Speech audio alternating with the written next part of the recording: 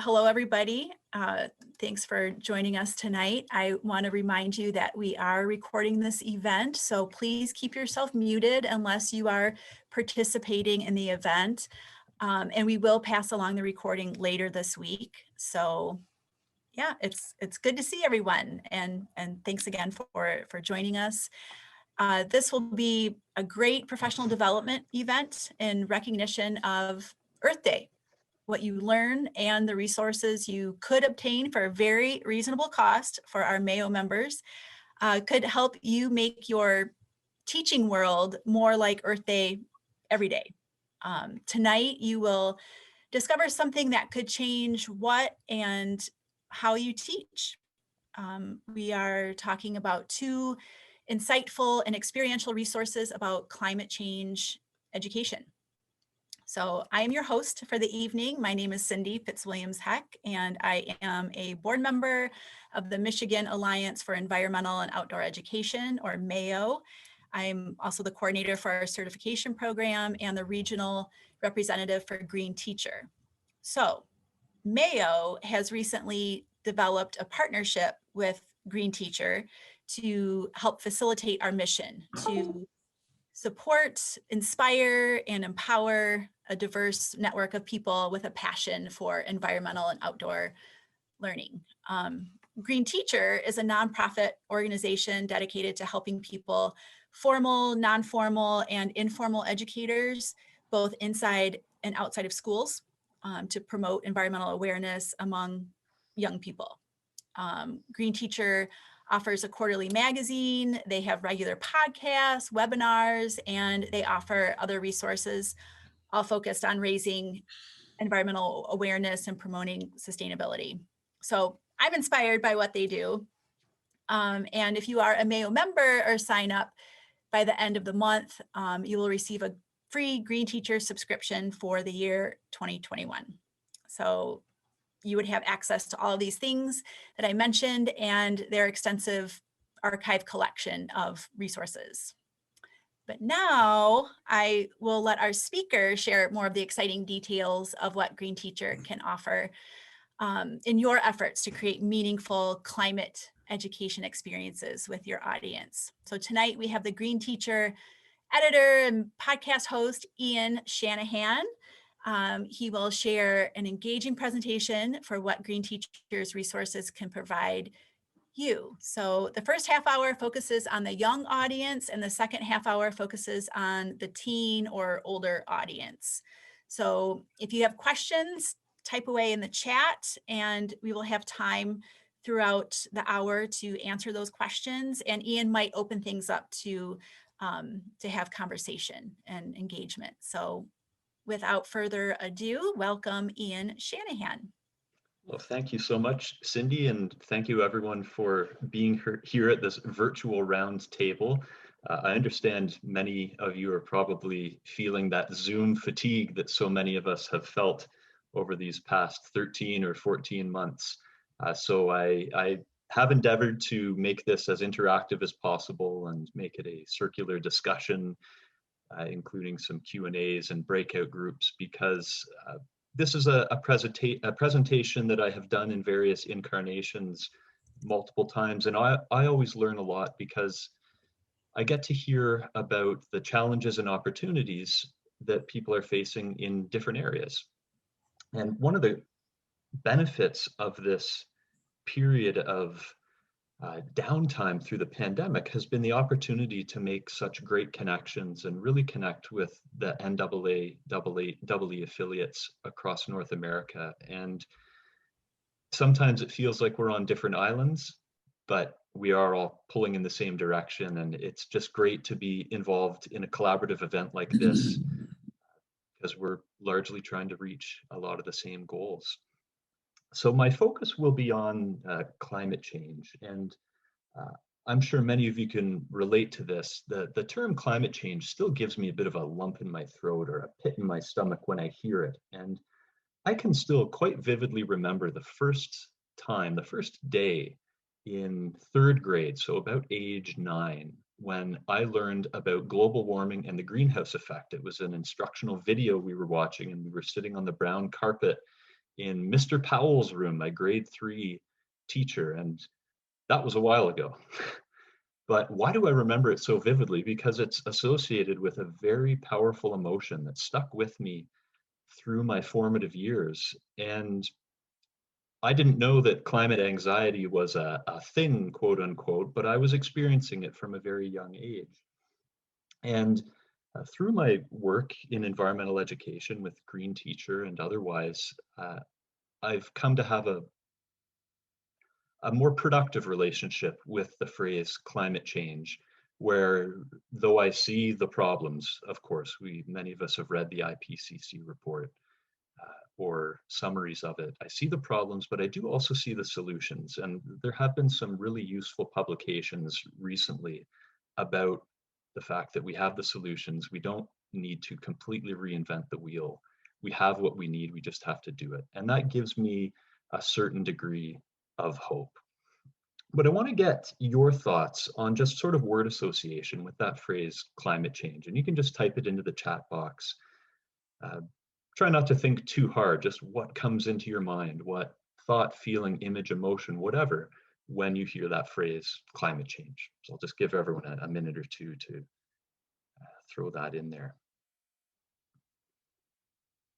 Yeah, certainly some very relatable terms. So big. I mean, of course, it's on an unbelievable scale.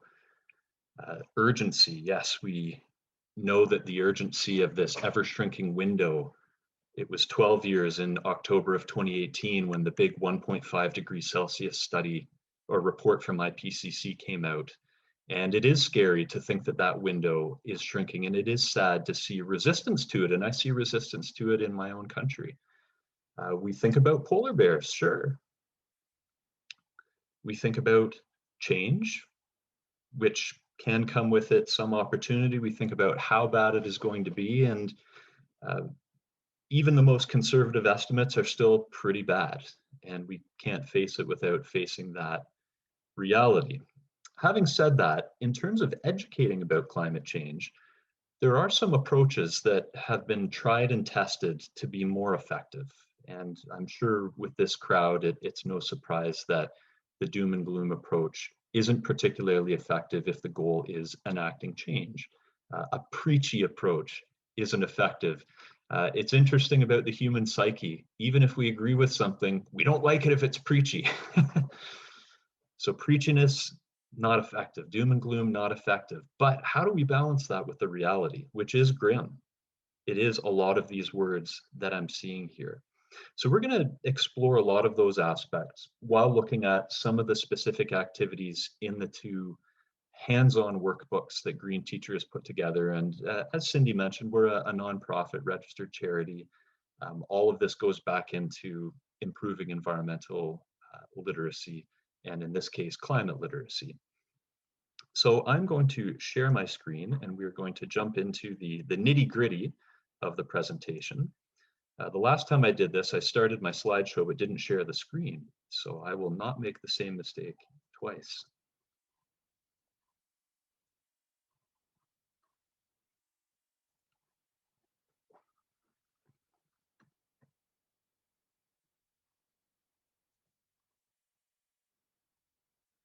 Right, so how and why to teach about climate change? Now, we could talk about this for years. So this is very much the condensed Reader's Digest version of how and why to teach about climate change. I would just like to acknowledge that our office is located on the traditional territory of the Anishinaabeg, Huron-Wendat, Haudenosaunee, and Mississauga peoples. This territory is covered by the Williams Treaty. I don't look at boundaries in terms of political boundaries on a map. I look at them in terms of watersheds.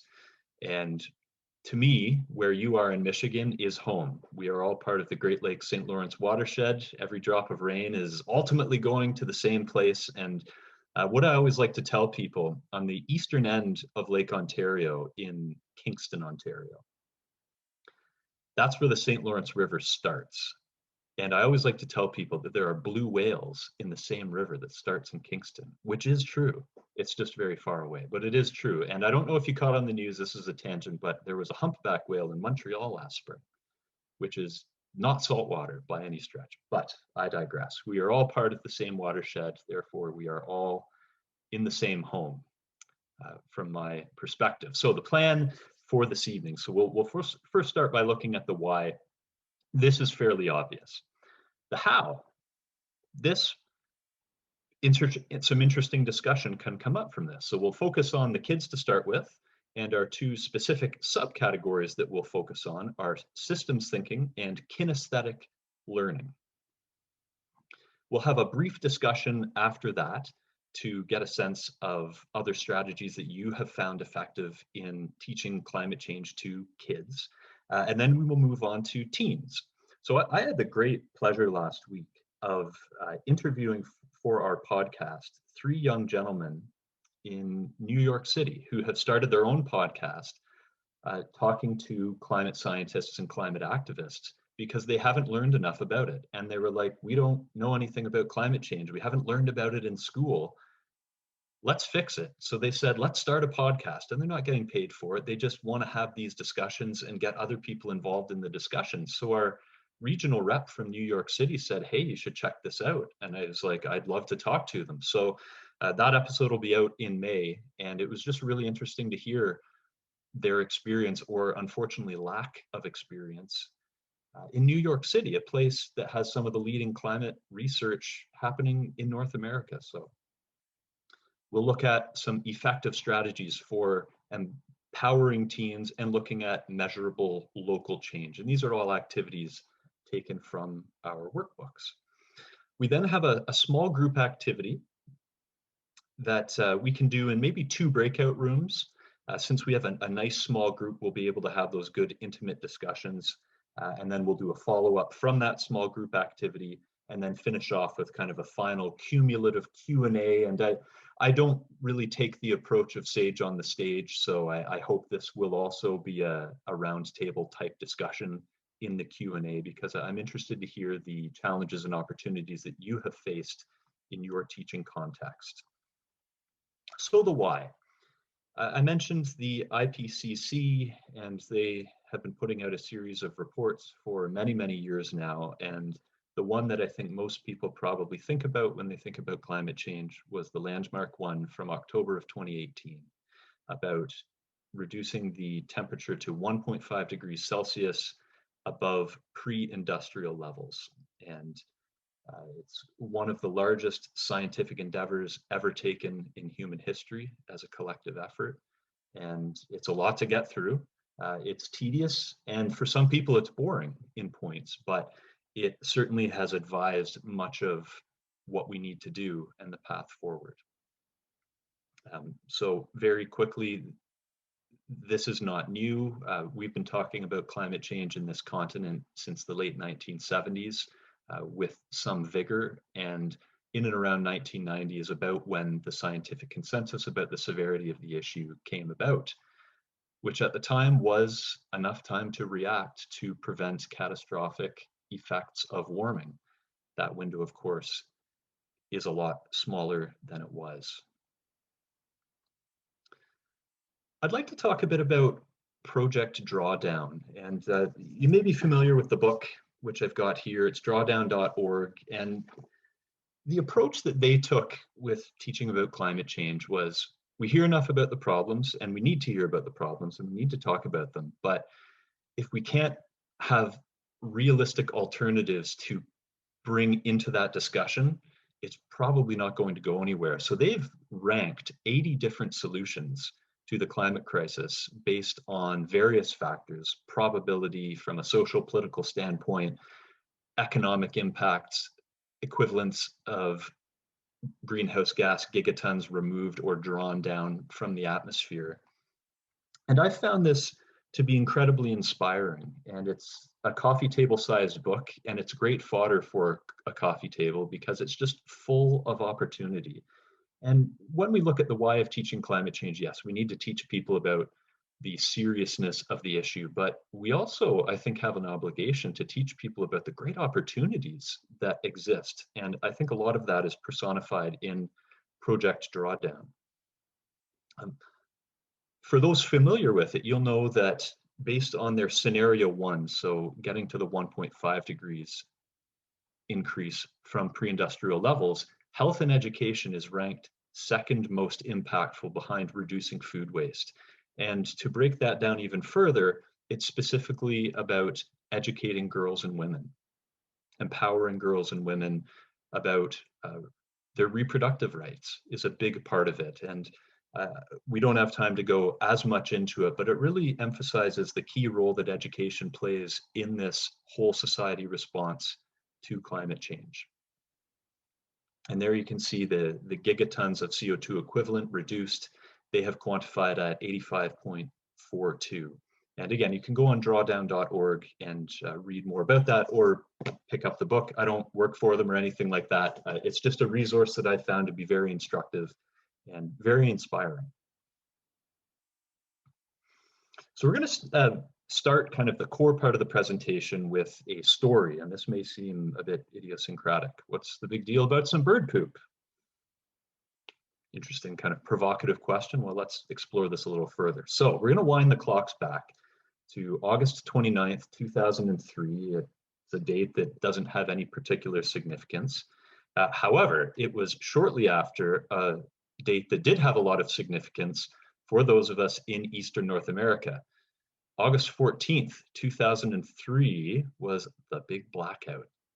Anybody remember that? It was a very good stargazing night. Now, I'm not trying to suggest that there weren't issues with that. I mean, hospitals that were running on generators and worried about when the power would come back, and people who needed that power in intensive care, you know, certainly nothing to make light about. Interestingly enough, I was working at my provincial park job on that particular day, and I was scheduled that night to deliver a slideshow. And it was like an actual slideshow with slides like the, and there would always be a slide that would get jammed, and then you'd have to stop the show. And sorry, folks. So I was all set to do this slideshow at our outdoor theater. So of course I needed electricity, and the power was not back on by showtime, but people still showed up. And I was kind of hoping that they would show up. So in anticipation of people showing up, expecting some sort of event after dark, I printed off some additional star charts. And despite the negative impacts of the blackout in many ways, it was the best stargazing night, without a doubt. And that time of the year in August, the Summer Triangle is visible, and all kinds of wonderful constellations. And it ended up being one of the most memorable interpretive programs that I had the opportunity to do. And I always come back to the summer of 2003 because of that event. But this story takes place on August 29th, and it was the day when, at my provincial park, we had the first park record of this butterfly species, the giant swallowtail. It's the largest butterfly in Canada. I don't think it is quite in the US, because there's some big swallowtails in the southern US and through Mexico, but biggest butterfly species in Canada, big, beautiful, gaudy, very impressive. And one of them showed up, and I was actually talking to one of my supervisors, and I just bolted out of there. I had the butterfly net, which I often had anyways, and didn't actually catch it, but they're so easy to identify, and boom, that was it. First record of giant swallowtail. Now, since that time, in the 17 plus ensuing years, they have started to breed in the park, and now they're quite common. We see them all over the place. And on one hand, that makes me happy. That makes a lot of people happy. It's a butterfly that's easy to identify. It's not like skippers, which don't tend to be as easy to identify. They're big, they're beautiful, they're impressive. What does this have to do with bird poop? What's the big deal about some bird poop? Well, for the curious among us, this bird poop appears to have some appendages. And for those who are botanists, you may recognize this plant as prickly ash. Prickly ash is one of the preferred larval food plants of the giant swallowtail caterpillar, which is what we are looking at right here. Caterpillars are amazing just collectively as a group in their different means of defense, camouflage being one of them, and there are quite a few of them that look like bird poop, the giant swallowtail included. So this is a pretty common sight now in southern Ontario, and it was not 2 decades ago. A lot of species, giant swallowtails. We move into things like mammals, possums. I never used to see possums. Now we see possums. Ticks. Never used to see ticks. Now you can't not see a tick if you go out, and this is a high time of the year for ticks. Bird species, red-bellied woodpecker, tufted titmouse, house finch, orchard oriole. They're all moving north. Though there is a lot of nuance in each of these species, in each of these situations, overall, you can tie it to the warming trend. Now, on one hand, I'm happy that I get to see more giant swallowtails, but I recognize the bigger picture about it. And this brings up an interesting conundrum about climate change. There are some short-term impacts that people might like, but that's where the system thinking comes in. And this is the segue that I want to make into our first activity in our first book, which you'll see on the left there, Teaching Kids About Climate Change. And the first activity will be focused specifically on that type of systems thinking. Something that might seem good and positive on the surface might not be when you bring in that systems thinking. Now, we're probably not going to start with young kids with the IPCC report. We're not going to talk about the pre-industrial era and the 1.5 degrees Celsius and the projected potential impacts of climate change. For those who've read David Sobel, you'll be familiar with his familiar phrase, no tragedies before fourth grade. This is the period of time that a great body of research has determined to be the sort of developmentally appropriate time at which you can start to talk about some of these broader existential issues. You'll note that I learned about climate change and global warming a year before this, so perhaps shame on my teachers, but it was close. So again, the giant swallowtail story, positive on one hand, great, I get to see this beautiful species all around. And positive associations can be an interesting starting point, even in discussing climate change with young children. So the name of this particular activity is the provocative title, Is Climate Change Good for Us? And it brings in examples like my giant swallowtail example. So this can take many forms. It can be a discussion, it can be a worksheet, it can be done digitally, but looking at some different types of climate change and effects of climate change, and getting kids to start by looking at how would it affect me? So more rainstorms or snowstorms. You might get a range of different perspectives from kids. Some kids might say, well, more rainstorms, that's great. I love jumping in mud puddles, or I love building snow forts. So more snowstorms is great, or I get more days off school. Less rainfall or snowfall, you might get other people who say, well, I don't like mud puddles. I like when it's sunny. More sunshine, same thing, less sunshine. Higher daytime temperatures, people saying, hey, shorter winter, that's great. Less snow to shovel, lower daytime temperatures. Everyone can come up with good and bad about some of the many impacts of a warming climate. We bring in the systems thinking when we start asking, how would it affect things around me? Well, more rainstorms, okay, that could mean more floods, some of the major rivers. What if somebody lives near the bank of a river? Ooh, that might not be so good. So a couple of years ago, actually in 2017 and 2019, we had major floods on Lake Ontario, and my understanding was many sites along Lake Ontario and Lake Erie had similar situations. And thinking about the local impact, it was very eye-opening to see all of the people who lived close to large bodies of water and close to the shore of Lake Ontario and its feeding rivers piled up with sandbags on their front lawn. And this is something that young children could see. Some young children experienced this if they lived in homes that were near the water. So there's great opportunity to start with these individual effects, including some positive associations, and then getting them to think about how would this affect things around me? And it's sort of your entry-level systems thinking type activity. Continuing with positive associations as a starting point. Kinesthetic learning, particularly with younger children that have lots of energy that they want to expend, this is another really neat activity. It's been one of the most popular activities in the book, and it's called the carbon dioxide game. And it's not really associated at all with negative impacts of climate change. It's very simply about the carbon cycle, how carbon cycles through the different aspects of the atmosphere, the biosphere, etc. So this is just sort of the Coles Note version of the basic instructions. So you're going to draw 2 concentric circles on the ground. I mean, this can just be drawing lines in the sand with your foot. It can be done with chalk. It really, whatever resources are at your disposal. So there's a small one about 1 meter in diameter, or 3+ feet. And the larger outer one that encircles the smaller one is about 5 meters in diameter. So in round 1, you are going to anoint 2 students as carbon dioxide molecules, and they are going to be standing within the space outside the smaller circle, but inside the larger circle.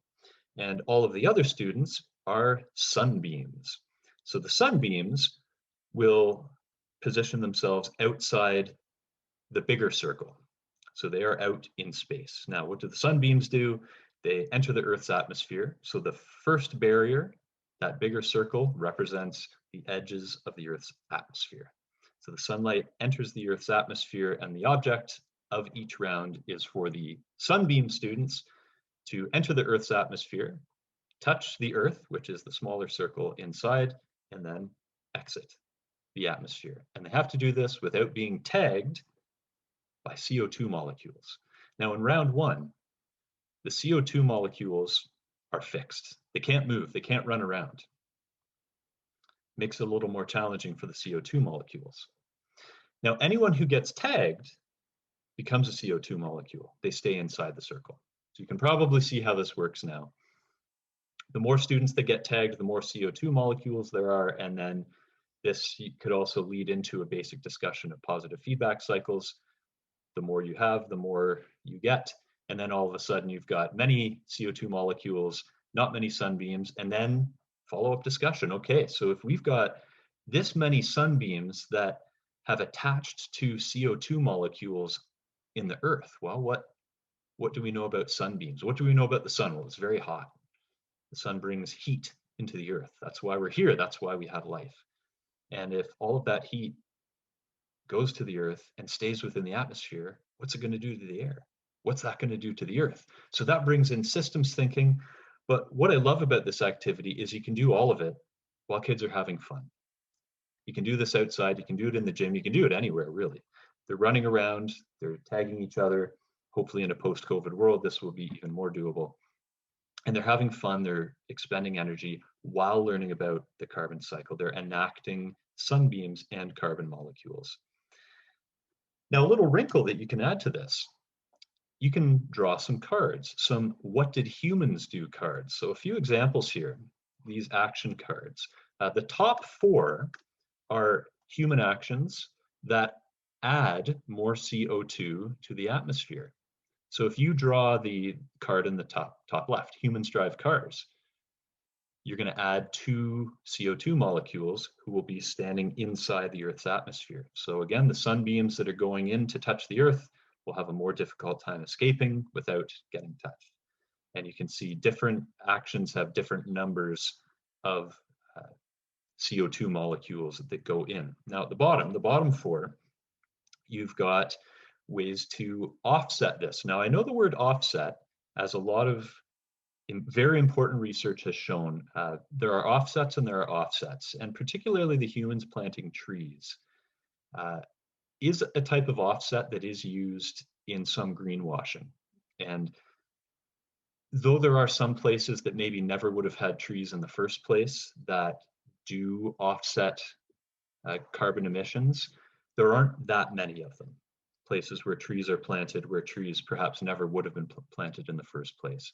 Now that's a bit of a high level concept for young children to understand, but it is maybe something that comes up in a discussion with parents afterwards. And it is a very important discussion that you can't just emit a bunch of CO2 and plant a bunch of trees and think that it's going to solve the whole problem. And this is a form of greenwashing we see a lot in Canada, because certain politicians will say, well, we have the boreal forest, so we don't have to worry about it. It's like, well, it doesn't quite work that way.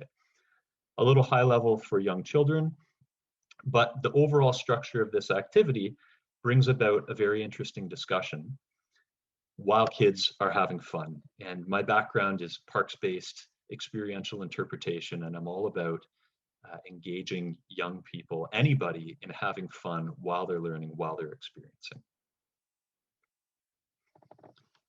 So before we get into the teens, I'm interested to hear, and I'm just going to stop share for a moment before we jump into the teens. I just want to see if anyone has questions about teaching kids about climate change, either the book or the act itself, or if anyone would like to share any particular challenges that they have faced with that particular age group. And we can get a bit of a mini discussion going before we move to the second half and talk about teens. So I'll invite anyone. We have a small enough group, I think just you can unmute your microphone if you like, or if you would prefer writing in the chat box, that's okay too. So any questions you have or opportunities or challenges that you've faced with teaching climate change to really young children?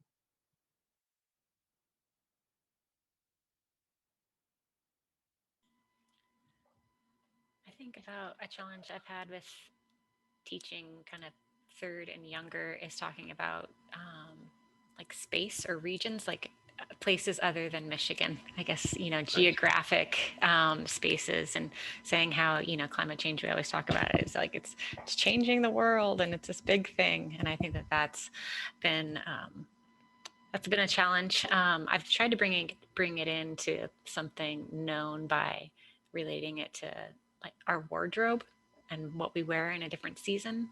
But that's been challenging sometimes because maybe they haven't been to Arizona in winter, or, you know, something like that.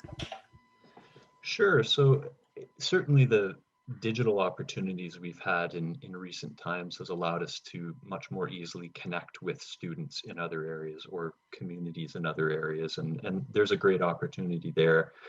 There are some apps with, this isn't specific as much to climate change, but with the harvest of palm olive.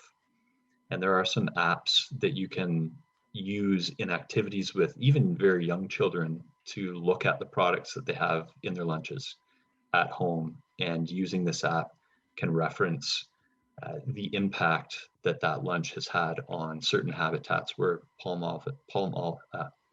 oil, is harvested unethically. So I'm a bit reticent to immediately adopt all digital technologies, but I recognize that much like credit cards, when used in certain ways, they can have their uses. So I think digital technology certainly has its place in connecting far off places, certainly. Yeah. Any other thoughts or questions? I have something I wonder if anyone else runs into, and that is, you know, when adults hear climate change, for some of us, it scares us. So when students, my fourth graders would hear about things, they would sometimes come back and some of them would have nightmares. And it was never anything where I would constantly like revisit going, my gosh, what impression did I give them? I always tried to end my lessons in a positive way, in a how can you help? But I'm curious, have you had any experiences like that? Definitely. It is overwhelming, and I've often had, maybe wouldn't say often, but I have had parents come up with their kids and say, you know, my son or daughter is really interested and really, really cares about this and wants to know what to help, and they're really overwhelmed by it. And it's a hard thing because the incrementalism of, you know, changing a light bulb, we know is not going to have a tremendous impact on something like the climate crisis. However, there are more measurable things that people can do. And I see someone's written in the chat about, you know, other issues in addition to climate change. And, you know, plastic pollution is a big one. And reducing single-use plastics in lunches is something very real and very measurable that young people can really do and see and can really feel good about themselves with. With climate change, with transit, if you can maybe set up a program like, well, maybe set up a neat challenge, an incentive-based challenge where you take a low carbon route to school 1 day a week, maybe 2 days a week, or carpool.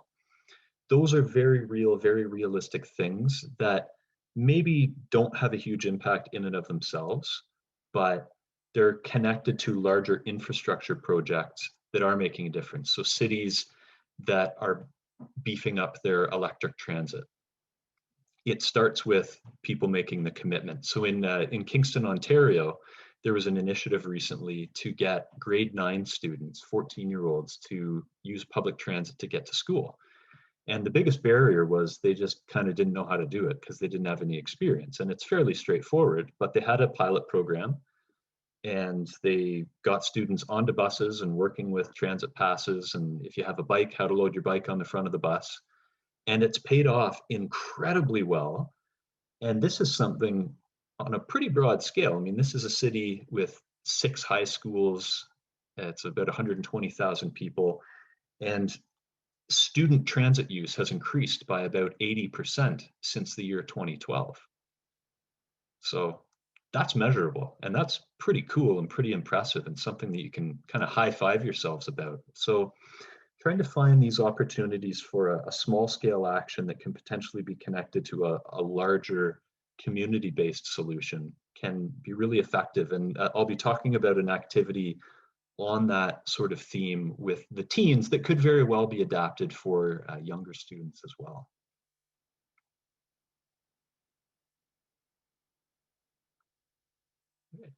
Maybe have time for one more thought or question for this section before we move into the second half.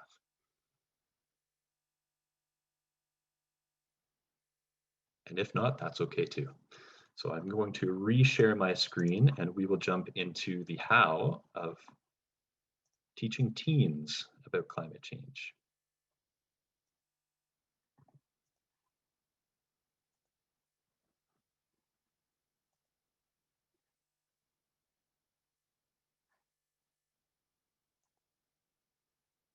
So this is our second book, Teaching Teens About Climate Change, and it largely deals with students about 13 to 18 with a bit of wiggle room, and some of these activities can be adapted for younger students. So empowering youth voices.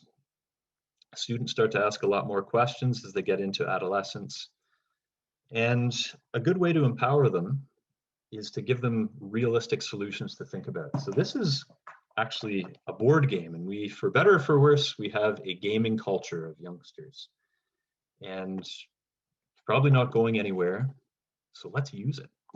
There is some opportunity. So this is a game associated with Project Drawdown that is actually launching soon. I know the creator is launching a Kickstarter campaign just to get the initial funding for printing it. The cost is a little higher because he's not using any single-use plastics. He's using post-consumer materials. But the crux of the game is that players have to debate with one another about which climate solution they think is more impactful. And it's based on the 80 solutions from Project Drawdown. So students are dealt out their cards and they draw up the cards, and without looking at the number on the back with the ranking of the solution, they have to debate with others in the group. So essentially each group member or each player has to pick one of their cards that they think will have the most impact to reach our Paris targets. And then they compare that to cards from others who are playing the game, and they debate. And then once they've had their debate, they rank what they think the rankings would be for the cards, and then they compare it against the actual rankings in Project Drawdown. The more accurate they are, the less the temperature goes up. And you can see the temperature on the right-hand side there, which is marked with the various benchmarks, the 1.5, the 2, and then getting into the scary areas, the 2.5, 3, 4, and so on. The more accurate you are, the slower the temperature rises. The less accurate you are, the closer you get into the red zone, into the very dangerous zone. And I think this is just ingenious because it channels the energy of games like Risk or Settlers of Catan that can generate wonderful debate. and bring in all kinds of aspects of systems thinking, global education. And who doesn't like to get those competitive juices going? And some of the testimonial videos that the creator has gotten from classes whom he has sent the pilot to almost look like sports competitions where students are screaming and pounding on their desks in excitement about which solution is most effective. And they take ownership of the solutions and they get excited about them. And I know he is going to be creating a teacher's guide associated with this game. And what a great way to empower youth voices. So this is a bit of a deviation because it's not directly connected to our books, but connects into that idea of empowering youth voices, which is something that we do in one of my personal favorite activities in our Teaching Teens book, in teaching about carbon regulation. So again, staying in that solution space, we know about solutions that are happening. They're happening in Canada, they're happening in the US, they're happening in many countries all over the world. And some of these solutions include different regulations like command and control, a top-down approach, almost like a police state approach, a War Measures Act. We look at carbon taxes, carbon pricing, carbon rebate plans. So, one of the most encouraging things that's happening in Canada now is our two main political parties are both accepting that we need to have a carbon pricing plan. They have different plans that are somewhat informed by their political ideologies, but they both have carbon pricing plans, which is very exciting. It's very exciting to see that. And how great is it when you get people debating about which solution is best, as opposed to debating about whether we need solutions in the first place? We can channel the innovation, the creativity, and the competitive edge that people have if they're trying to race to the best solution. So you can get into that with carbon taxes and then also with cap and trade. So for those who are under the cap, they can get credits. For those who are over the cap, they can sell their credits. So the way this activity works is you have your teacher who represents a fictitious body, which you can call something like the North American Greenhouse Gas Initiative, NAGGI. Sounds real enough. And then you're going to get two students, approximately two students. This isn't fixed in stone. They're going to be your carbon brokers. So they're going to be the numbers people that are going to look at the different solutions and the impact that they will have on drawing down carbon dioxide and equivalent emissions. And then the rest of the students are in groups of 2 to 5, and they comprise 6 different utility companies. And you can get creative with this. There are some examples in the book of real utility companies. So this can be part of a broader project where you get students to research utility companies in your state, in your province, in the Great Lakes Basin, wherever. And you look at, what are some of their production costs? What are their main sources of energy? What would it cost to have a command and control system? What would it cost under a carbon tax of this level? What would it cost under a carbon tax of that level? What would a different cap and trade system cost this company? Would there be upfront costs? Where would the upfront costs investment money come from? Would there have to be a certain degree of government control? If you look at the line of best fit in climate solutions, and this is an area that I get really excited about and I read about all the time in these books. I can talk about those books afterwards. I'm sure many of you have read many of them, but most economists agree that the best systems incorporate some market mechanisms and some government intervention. To think that the market's totally going to save everything just doesn't stand up to the evidence. To think that having the government completely in control, we've seen a lot of examples where that hasn't worked. But finding that balance between both, with things like a carbon tax, with cap and trade, this is very real, and you can draw on real life examples. So here's one of the examples of an info sheet about one of the utilities companies that students will represent. So an Ontario Electric Power Company. So it looks at the capacity of megawatts, it looks at their fuel source, it looks at the year built, their annual CO2 emissions or equivalent, and then the various emissions reduction strategies. Well, what are they going to cost?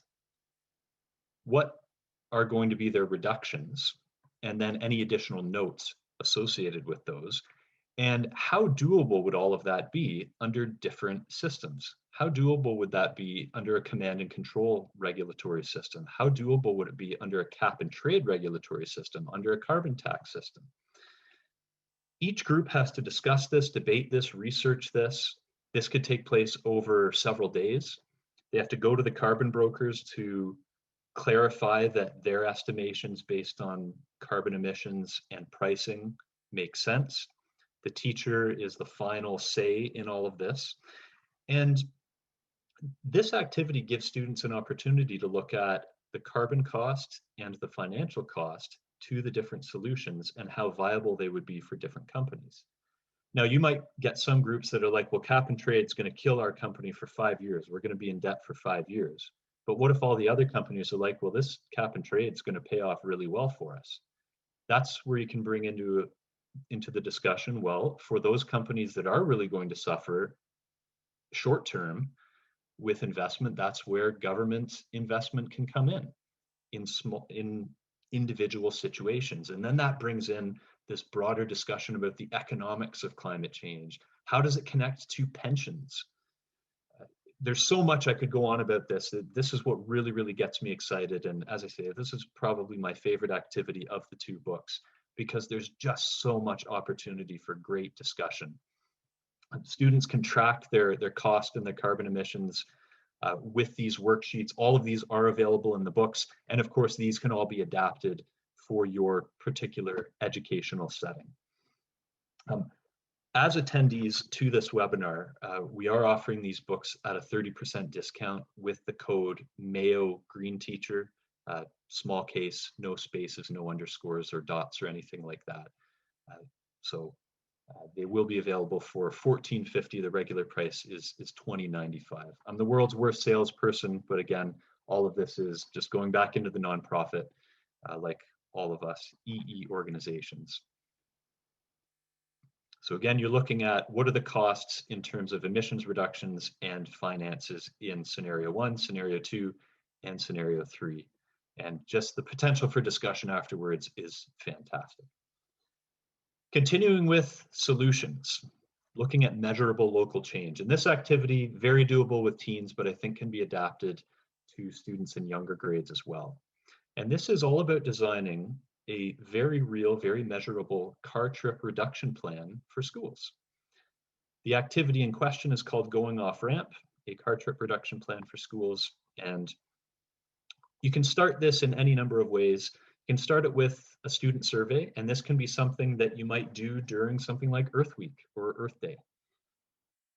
Distribute this to all classes in your school. Everybody fills it in, you get a data set, so you have an idea of how many people walk to school, how many people cycle to school, sort of how many days do they do it. You can graph all of this, you can chart all of this, you can connect it into a math class so that you're not just doing this in a science context. A lot of the research in climate education is that we can't just be doing it in science. It touches everything in life. It's got to touch all the subjects in school. So do the survey and you get real results, real data about real people, the students that are walking the halls with the students that are doing this activity. And then you can come up with a plan. Get them into a small group. Whoops, sorry.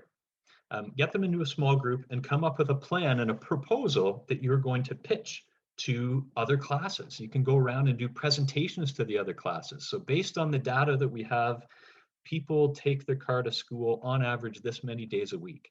Our goal is to reduce it by 1 full day a week. And how are we going to do this? You get your class to brainstorm a very real solution. And this can be an incentivized competition. You can get classes competing against each other and get that spirit that you get with the climate change solutions game, where you get a bit of that team-based camaraderie of people getting excited and saying, our team's going to reduce our number of car trips per week more than your class. And you've got people enjoying themselves and harnessing that competitive spirit and those creative juices for something that can actually give them some real hope about climate change. It's like, we truly made this change, and it wasn't just one person, it was a large part of the school. So what I'd like us to do now, since we have a nice small group, I think I was going to do breakout rooms, but I think we can just, well, you know what, let's do 2 breakout rooms. We can split the group in 2. I'd originally thought we could do 4 breakout rooms based on ages that people teach. So one of these slides here is going to be obsolete, but let's just have 2 random groups. And this is what I would like you to discuss. One of the elephant in the room challenges of climate education is how can you welcome climate doubt into an inclusive class discussion? I just want to unpack the different aspects of this. So I've been doing a lot of work with a gentleman from Alberta. Alberta, our second most western province in Canada, and it is the part of Canada that has the most carbon intensive industry, and it's had a lot of wealth because of that, and a lot of innovation, technological innovation, and a lot of positive things have come from the oil industry in Alberta. However, it needs to decarbonize. It knows it needs to decarbonize, and there's a lot more political will to do that. However, it's still difficult to talk about climate change in Alberta compared to a lot of other parts of Canada. And I've been talking with a gentleman from Alberta who's done a lot of this work in Alberta about how can you have these discussions with people who come from a place of doubt and still make them feel respected? Because there are Rupert Murdochs in the world, but there aren't very many of them. Thank goodness for that. A lot of people come to climate doubt because there's a sense of insecurity about their livelihood. If they come from a family where multiple generations have worked in a carbon heavy industry and it's helped their family move from a place of poverty to a place of comfort, it's hard to criticize that on one hand. But how do you have these discussions? How can you welcome people who come with skepticism about the science of climate, still show them respect, include them in the discussion, but also not cheat on the science? The science is in. I don't need to tell this group that. We can't be entertaining discussions where students come away thinking, well, it's not a problem. My doubts are justified. That's not productive. It's inaccurate. But can we bring that doubt into classrooms or parent-teacher meetings, as is often the case? And if so, what are some ways to do that? So I'd like you to discuss that. And yeah, I think we'll split into, let's do 3 groups. Here I am making stuff up as I go along. 3 groups based on the number of people we have means we'll have sort of 2 or 3 people per group, 2, 3, 4 people per group. And I think that will be enough to have this discussion. And let's say 7 minutes in the discussion group. And we can just randomly place ourselves in groups. So whatever group the computer decides that you're in, that's the group that you will be in. So I'll Ian, so just so you're mindful. I'll try to wrap it nicely. Are we still waiting for one more group? I think They should be back. Everyone's back. Everyone's back. All right.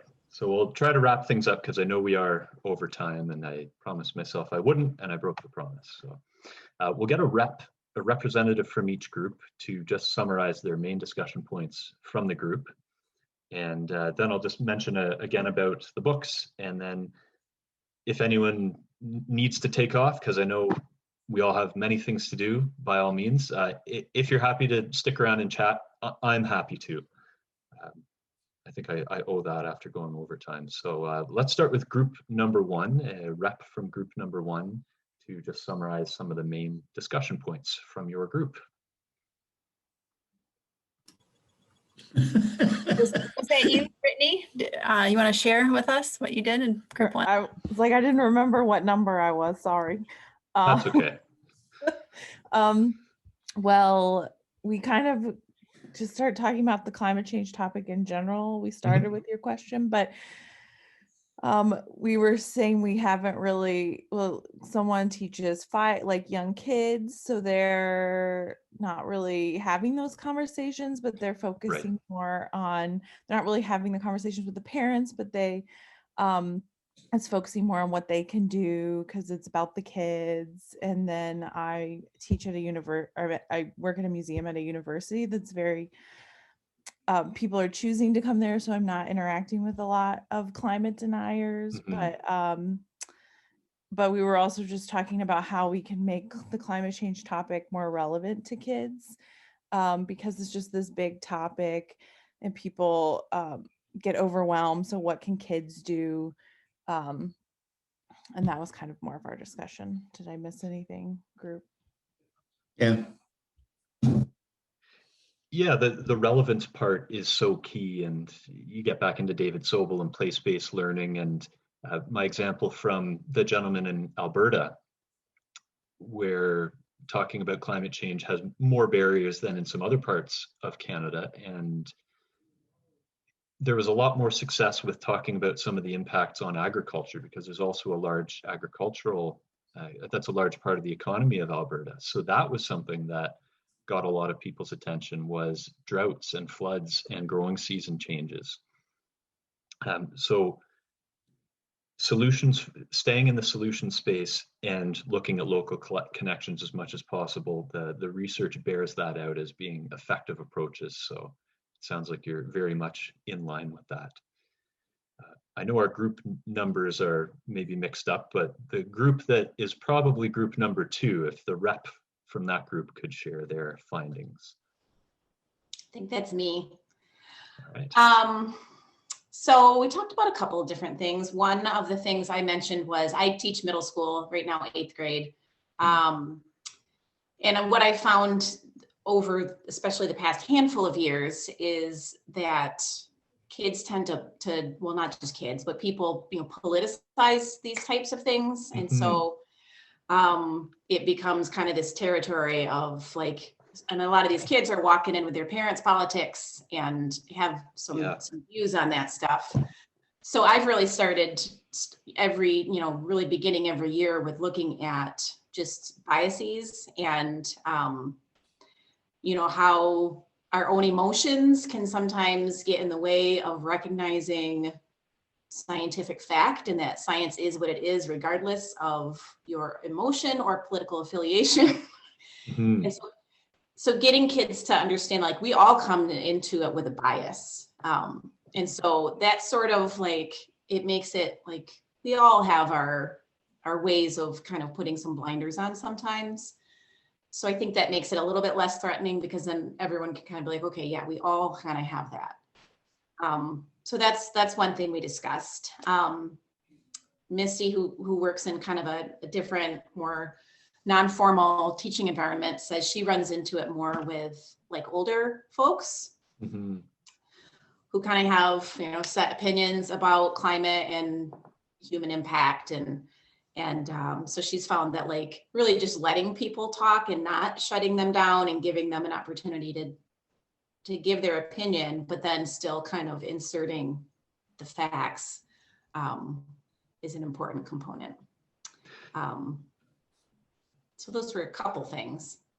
Yeah, that brings me up to this. This is my stack of books. Kind of a provocative title, The Case for Climate Capitalism. It's written by a Toronto-based clean investor. So a lot of the examples are Canada, but he takes a global approach to it. And it's probably the least biased book I've ever read about any topic, because he dismantles all attached narratives to climate change from all political perspectives. And his point is, if we strip away all narratives, left, right, and everything in between, and just look at the science and just be pragmatic about it, there's a much clearer path forward. And I found the book very empowering and encouraging.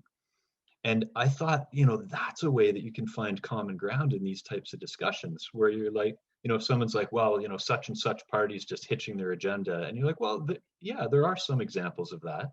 And, you're validating what they're saying. And yeah, it is true. But again, if you strip all the agendas and all the narratives away and just look at the science and bring in things like precautionary principle, it's like, all right, take your agendas out of it. We still probably should do this. And any business, when faced with this kind of data, would make the same decision, no matter what kind of business they're, energy company or otherwise. So yeah, letting them talk, finding that common ground. Again, that book helped orient me in that direction, and cross-referencing, there's lots of additional material on that. All right, thank you. So final group, I know we're crunched for time here, but I want to give each group their fair shake. So final group, you want to share your findings from the discussion? Kevin, was that your group? Yeah, so am I being nominated? Sure. Well, we were kind of all over the place, but one thing we did talk about at the very end was just that with younger kids, especially, how when you ask them about the climate doubt, or if they have climate doubt, how much of that is actually them at that age, or is it the parents speaking? Yeah. And you know, ask kids to, you know, why do you think that? What's your reason for that opinion or that? Because they probably can't give you a fact because they heard it from their parents. So if you try to drill down maybe and ask them, well, why do you think that way? They're probably gonna end up just saying, well, it's what my dad says, or something like that. So that's just kind of, Yeah, and it brings in the discussion of what is developmentally appropriate at what age. And with some young kids, you don't even want to get into the main problems of climate change to begin with. So hopefully it wouldn't come up. If it does come up, it's probably something more you're like, well, you know, that would be a great thing to talk to your parents about. You know, maybe at a parent teacher meeting, it can come up, and sort of take that same approach where it's like, hey, you know, there are different people with agendas hitched to climate change, and you could argue that any agenda kind of gets in the way of just pragmatically putting one foot in front of the other and solving a scientific issue. And you never know, these discussions, even if you still end up disagreeing at the end, the fact that people have been heard and respected can go a long way. And I know I'm not saying anything revolutionary by saying that, but depending on the age, that's very possible. But yeah, hopefully with young kids, the problems aren't being discussed anyways, you know, anyone under sort of grade 4. Because yeah, it's too much too soon. right. All right. I like the bear in the back there, Kevin. That's nice. So there's going to be a bear somewhere. Yeah. Oh, for sure. Is it an oak tree up to get acorns? It must be. Yeah, it must be. It's hard for me to drill down and see that far. Yeah, it's tough.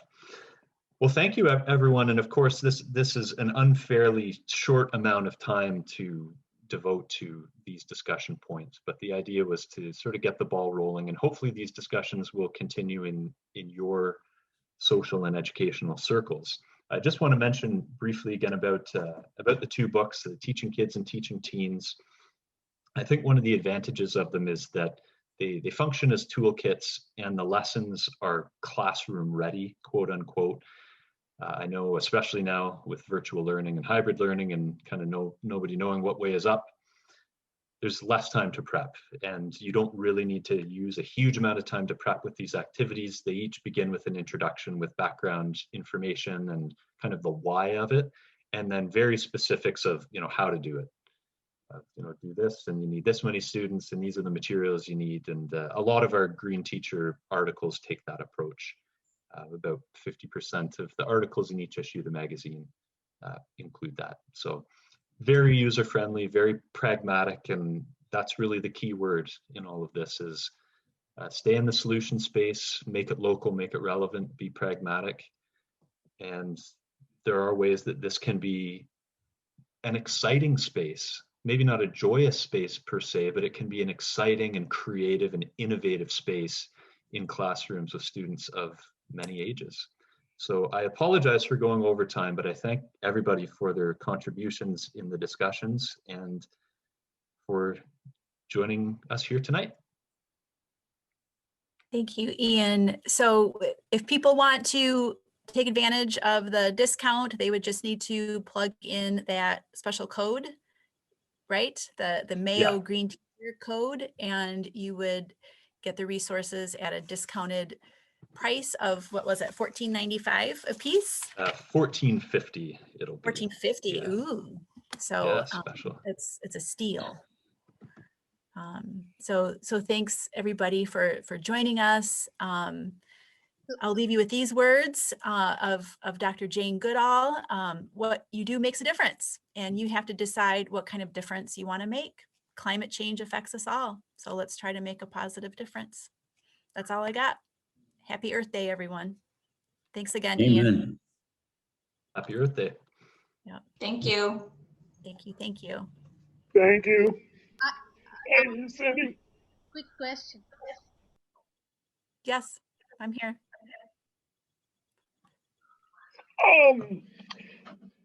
A few years ago, there was a student that did a project on the Kirtland warbler in Hiawatha National Forest. I don't know exactly where it was, but there, it's off of Forest Road 3131 that goes down to Fish Hatchery, south of 128. Just for your information. I'll have to put it on a future itinerary once the borders are open. Thank you. Absolutely. Thanks, David. Does anybody else have a question before we head out? Kevin had his hand raised. Trying to buy the book. I don't see where I can put the code. Yeah, that's strange. Let me, as soon as we're finished here, I'll check to see if there's a glitch in the system. We just uploaded the new code like very, very, very recently, like today. So maybe there's a bit of lag time and it hasn't gone through in the system. So I will get on that right away and get that sorted by the time the day is out. So thank you for letting me know that. That's a rather important detail. Find any book? Well, that's good. People are excited to buy it, so that's a good sign. Yes, for sure. It's $14.50 for the teen one or the kids one, or Yeah, each one is $14.50. okay. And the digital version is also available, right? Yeah, I should have mentioned that. We do have the digital version, which is less still. Okay. All right. And wait for you to hear back by email. And Yeah, for sure. I'll jump on it right away. Should be able to tweak it quickly enough. Ian, I just wanted to say that I was inspired by your talk here. Thank you. And after watching, the game stuff you were talking about, I started to bring, the wheel started turning. And I started trying to think about ways we could have some kind of a contest at our conference. Great job. Thanks again, Thank you. Ian. Thanks everybody for joining us tonight.